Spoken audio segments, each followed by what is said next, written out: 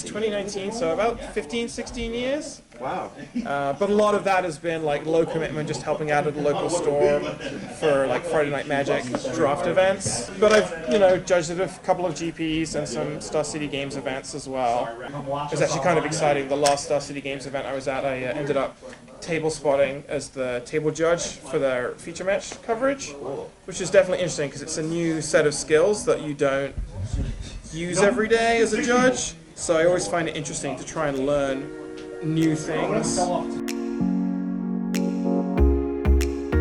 When we started putting this video together, we were intending it as a love letter to the Judges program and to highlight how forward-thinking Wizards has been in cultivating this community. Recently, however, Wizards has announced that they're moving the Judges program out of house to a for-profit company, which will be implementing steep membership dues. This decision has to do with Wizards' policy over the years to classify judges as independent contractors rather than employees, and the subsequent lawsuits they've endured because of this policy. Although I can understand why a company might make such a decision, I personally have a lot of problems with the new Judge Academy plans. Hey guys, we're over here with a couple of judges right now, Megan and Jonah.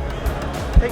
Hi. So the Judge program is a group of Magic players who decided that they wanted to be more involved in the community, see what they can do to help people who like rules, people who like weird puzzles. Like sometimes people just forget the smallest thing and it sets everything off the rails, and figuring out what happened and how to fix it is, for me, so much fun. I got involved because I like knowing how everything works. I like seeing the gears behind the scenes, figuring out how the pieces fit together.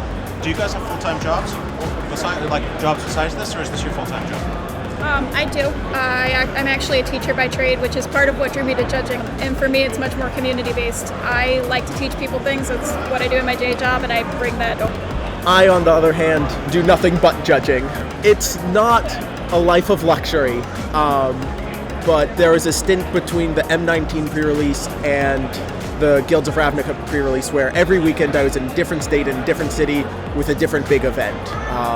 Star City Opens, Grand Prix, Gen Con, traveling constantly, getting to see my friends constantly.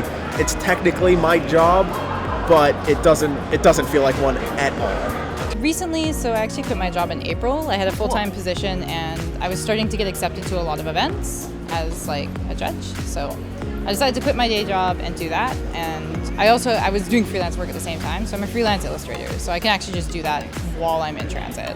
The judge system, so you have to get your L1, you have to speak to an L2 in your area, and you have to do a practical exam, a written exam, and you have to pass an interview. And then to attain L2, you have to, I think, write a report, and you have to work a certain number of events. You have to have a lot of requisite skills for that, and you have to be tested by an L3 or higher. Okay, it sounds pretty involved then. It's a more involved process than most people think. I wanted to ask a little about disqualification. I'm sure it's very unpleasant when you have to do it, but does it happen a lot, and have you ever had to do it personally? We've both personally been involved in them. It sort of depends on your definition of a lot. It's not a thing that we enjoy being part of. It's sort of the nature of the beast.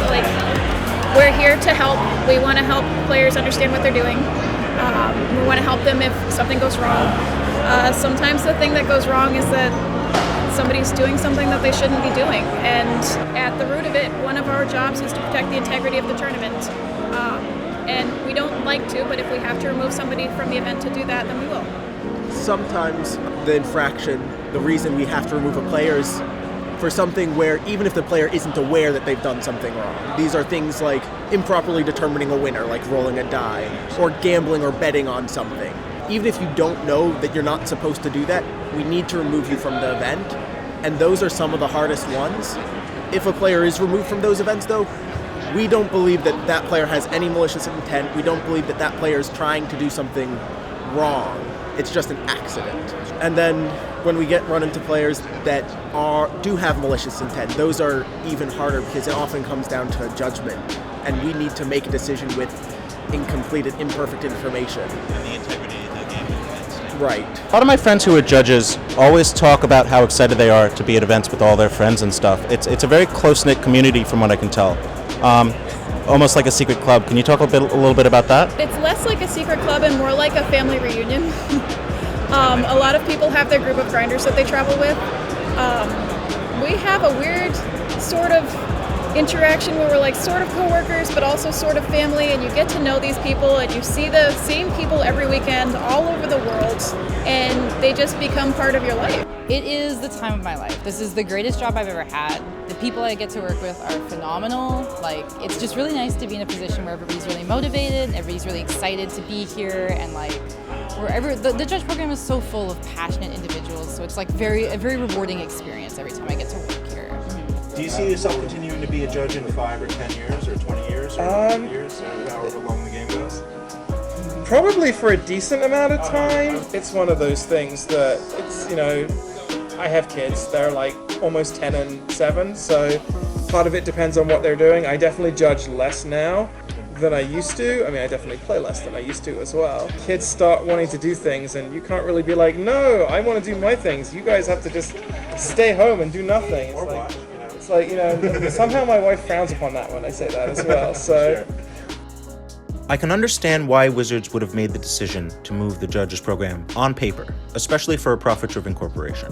On its surface, the Judges program costs money, it opens them up to liability, and it doesn't generate any revenue. However, in reality, the Judges program, just like the artists and the development team, are a large part of the reason why the game has been successful for so many years. One example I like to use is to compare it to a company's IT department. The IT department doesn't generate any revenue, but not having one can cause everything to come crashing down. And I think that Wizards are going to find that their decision to cut the Judges program causes problems that ripple through the game in unforeseen ways. The fact is, nobody participates in the Judges program to make money. The people in the Judges program are probably the most passionate Magic players out there, and they're essentially volunteers.